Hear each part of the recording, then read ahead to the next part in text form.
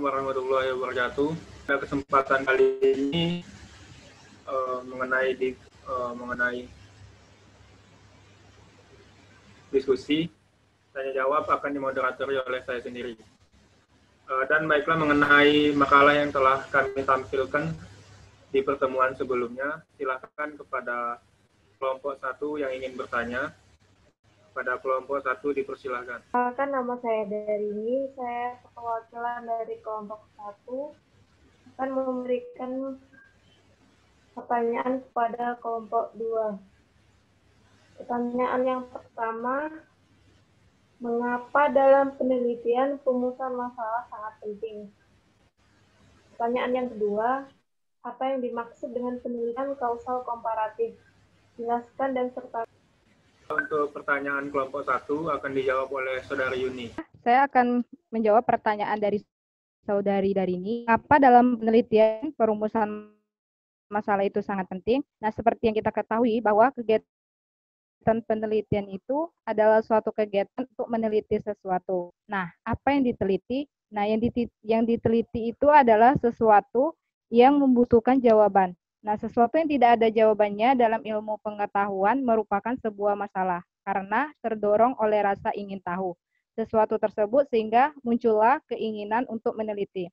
Jadi setiap masalah mengandung rahasia. Manusia melakukan penelitian atau penyelidikan untuk mengungkapkan rahasia. Bagi peneliti menganggap bahwa di balik sebuah masalah membutuhkan pemecahan melalui penyelidikan agar menemukan solusi atas masalah yang diteliti. Solusi inilah yang disebut dengan rahasia tadi. Nah, melakukan penelitian ini selalu dihadapkan pada 3 skala utama. Pertama tuh ada waktu, biaya, dan tenaga. Selanjutnya saya lanjutkan untuk menjawab pertanyaan yang nomor 2. Penelitian studi kausal komparatif atau disebut juga dengan ex post facto adalah penelitian yang sebab atau alasan untuk keberadaan perbedaan dalam perilaku atau status dalam kelompok individu. Dengan kata lain, penelitian kausal komparatif itu adalah penelitian yang diarahkan untuk menyelidiki hubungan sebab akibat berdasarkan pengamatan terhadap akibat yang terjadi dan mencari faktor yang menjadi penyebab melalui data yang telah dikumpulkan.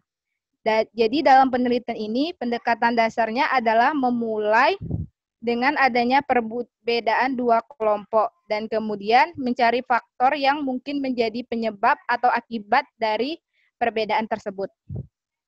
Selanjutnya untuk contohnya, misalnya seorang dosen mata kuliah apresiasi puisi mewajibkan mahasiswa semester 3 program studi pendidikan bahasa Indonesia untuk membaca puisi di hadapan teman-temannya. Nah, berdasarkan performansi di kelas, ternyata ada yang terampil dalam membaca dan ada pula yang tidak atau belum mampu dengan maksimal, khususnya dalam interpretasi teks, penjiwaan, dan vokalisasi.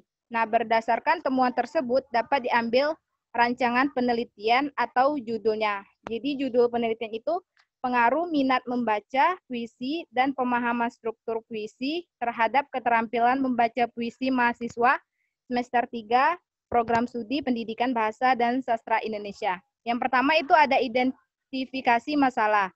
Nah, identifikasi masalahnya, penelitian beranggapan bahwa ada hubungan kausal antara ketiga faktor. Nah, ketiga faktor itu yaitu membaca puisi, kebiasaan dalam membaca puisi, dan pemahaman struktur puisi. Yang selanjutnya, yang kedua itu ada variabel bebasnya.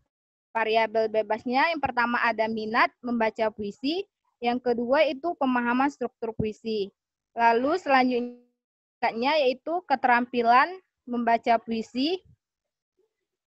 Rumusan masalahnya yaitu apakah faktor minat membaca puisi dan pemahaman struktur puisi berpengaruh terhadap keterampilan membaca puisi mahasiswa semester 4 program studi pendidikan bahasa dan sastra Indonesia?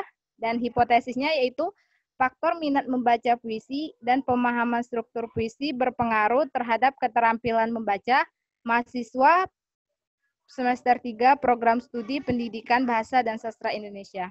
Ya, untuk perwakilan dari kelompok 3 ingin menanyakan, yang pertama, apakah di dalam penelitian harus menggunakan paradigma? Di saat seperti apa paradigma itu dipakai? Dan yang kedua, di dalam makalah terdapat kalimat bahwa rumusan masalah hendaknya dapat diuji secara empiris. Jelaskan maksud dari pengujian empiris itu seperti apa? Untuk pertanyaan dari kelompok 3 akan dijawab oleh Suci Rahmaduyastuti. Kepada Suci dipersilakan. Baik, di sini saya akan menjawab pertanyaan dari kelompok 3. Yang pertama, apa? Karena dalam paradigma itu membantu merumuskan apa yang harus dipelajari, pertanyaan-pertanyaan apa yang semestinya harus dijawab, dan bagaimana semestinya pertanyaan itu diajukan, dan aturan-aturan apa yang harus diikuti dalam menafsir jawaban yang diperoleh. Nah, pada saat melakukan suatu penelitian, itu di mana paradigma penelitian yang cukup dominan, yaitu paradigma penelitian kualitatif, paradigma penelitian kuantitatif, dan paradigma penelitian campuran. Nah, pengujian empiris itu adalah suatu sumber pengetahuan yang diperoleh dari observasi atau percobaan. Nah, pengujian empiris itu informasi yang membenarkan suatu kepercayaan dalam kebenarannya. Kelompok 4, silakan bertanya. Yaitu, mengapa metodologi penelitian itu tidak bisa terlepas dari paradigma keilmuan? Seperti yang kita ketahui, bahwa saat melakukan penelitian, kita harus ada metode apa yang harus digunakan. Dan apabila seorang itu melakukan penelitian tanpa ada metode, apakah penelitian itu bisa dilakukan? Dan kedua, bagaimana metodologi itu harus bergantung pada paradigma usaha penelitian untuk memandunya dalam penelitian yang dilakukan. Oleh Saudari Ulia. Kepada Saudari Ulia dipersilakan.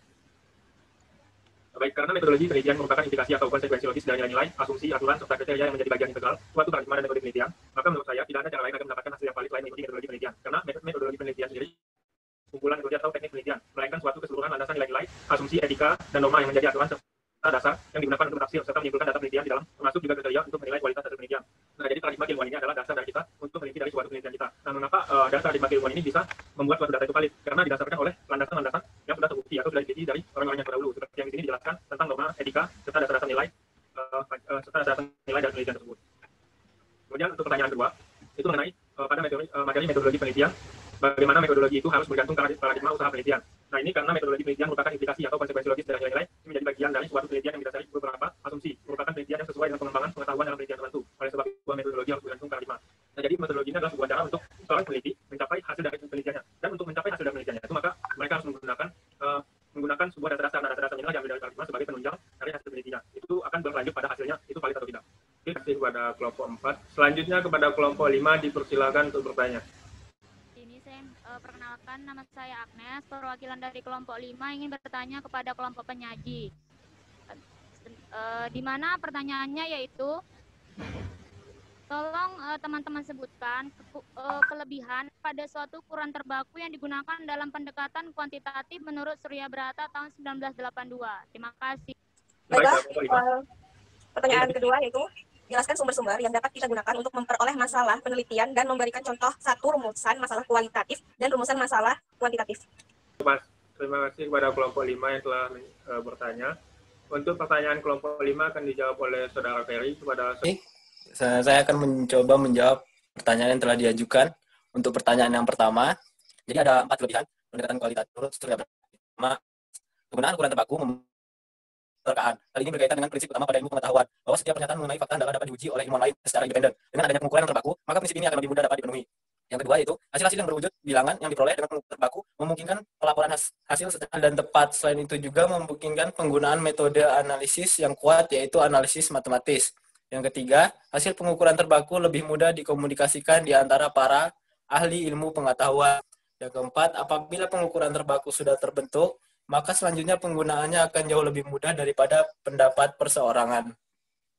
Selanjutnya untuk pertanyaan kedua, menurut Suharsini Arikonto, tahun 1996 halaman 25, sumber macam arah, yaitu kehidupan sehari-hari. Dari membaca buku dapat diberi dari orang lain, akan tetapi menurutnya dari dirinya sendiri sehingga ada kebutuhan untuk memperoleh jawabannya. Sedangkan contoh masalah penelitian kuantitatif, salah satunya itu seberapa tinggi minat baca di siswa SMP Negeri 272 Jakarta. Dan contoh masalah penelitian kualitatif itu bagaimana kerja antara lulusan dan SMK. Oke, terima kasih untuk kelompok 5 yang telah bertanya. Untuk selanjutnya kepada kelompok 6 dipersilakan untuk bertanya. Baik, saya Nisa Andani, perwakilan dari kelompok 6 ingin bertanya kepada kelompok penyaji. Nah, pertanyaan pertama, apa saja ciri-ciri yang membedakan temuan ilmiah dan bentuk temuan ilmiah? Jelaskan. Kedua, mengapa pendekatan kuantitatif memunculkan kesulitan dalam mengontrol variabel-variabel lain yang dapat berpengaruh terhadap proses penelitian, baik secara langsung maupun tidak langsung? Terima kasih. Baiklah, terima kasih kepada kelompok 6 yang telah bertanya. Akan dijawab oleh saya sendiri. Baik, untuk pertanyaan pertama itu, apa saja ciri-ciri yang membedakan temuan ilmiah dan bentuk temuan ilmiah? Nah, di sini saya akan jelaskan bahwa temuan ilmiah itu adalah sebuah hasil yang diperoleh berdasarkan hasil penelitian atau observasi secara langsung oleh peneliti. Dan sedangkan bentuk temuan ilmiah itu adalah suatu susunan kerangka atau sintak dari sebuah agar membuat sebuah temuan ilmiah tadi itu menjadi bagian dari sebuah karya ilmiah. Jadi bentuk dan temuan ini sangat berbeda. Kalau temuan ini adalah hasil, sedangkan bentuk ini adalah susunan dari kerangka untuk membuat temuan tadi menjadi ilmiah. Tuh. Mengapa pada kuantitatif ini terdapat banyak kesulitan? Karena yang pertama, pada dasarnya tujuan dari penelitian kuantitatif ini adalah untuk mengetahui hubungan antar variabel dalam satu populasi. Nah, satu populasi ini dapat diibaratkan oleh banyaknya orang. Nah, jadi dalam banyaknya orang ini hanya diambil beberapa sampel dan dijadikan sebuah penelitian. Pertama, di situ tidak keakuratannya dalam kuantitatif. Kemudian dalam data kuantitatif ini, itu hanya melakukan pengukuran atau penelitiannya hanya sekali. Ini berarti bahwa hubungan antar variabel itu hanya terjadi satu kali. Jadi hasil yang didapatkan juga tidak valid, dapat dikatakan kurang valid. Nah, kemudian dalam konteks kuantitatif ini sering mengabaikan konteks sosial dalam penelitian karena dia hanya berupa data-data yang diambil hanya sekali saja. Nah, jadi berdasarkan itu semua, maka data kuantitatifnya harus diperlukan kecermatan dalam penentuan sampel, pengambilan data, alat, dan untuk analisanya. Jadi yang menjadi masalah penting dalam penelitian kuantitatif adalah kemampuan untuk kita melakukan sebuah hasil penelitian dengan kecermatan dari satu kali percobaan tadi, penelitian yang kita lakukan. Yuk, silakan perwakilan yang ingin bertanya. Ingin bertanya kepada kelompok 2, yaitu pertanyaannya adalah, pertama, apa saja kemungkinan kesulitan yang akan terjadi dalam penelitian dan bagaimana cara mengatasinya? Pertanyaan kedua, bagaimana pandangan positivisme tentang asumsi, ontologi, epistemologi, dan metodologi? Jelaskan. Untuk kelompok 7 akan dijawab oleh Saudari Ulia Aprili. Kepada pertanyaan dari kelompok 7 yang dimana kesulitan yang bakalan terjadi yaitu yang pertama keterbatasan waktu, yang kedua keterbatasan sumber daya manusia, yang ketiga yaitu kekurangan sarana penunjang penelitian. Dan cara mengatasinya yaitu harus berpikir objektif, berpikir sesuai dengan fakta yang teruji bukan karena opini. Yang kedua yaitu menguji masalah dengan pengalaman sendiri.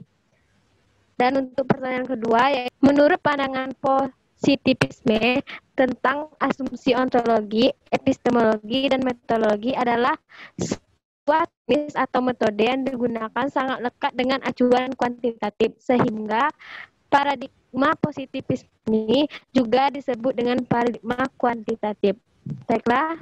Terima kasih untuk teman-teman semua yang telah hadir pada malam ini, sekitar 22 orang partisipan. Dan saya sebagai mengucapkan mohon maaf kata dari kelompok kami. Kami akhiri dengan wassalamualaikum warahmatullahi wabarakatuh.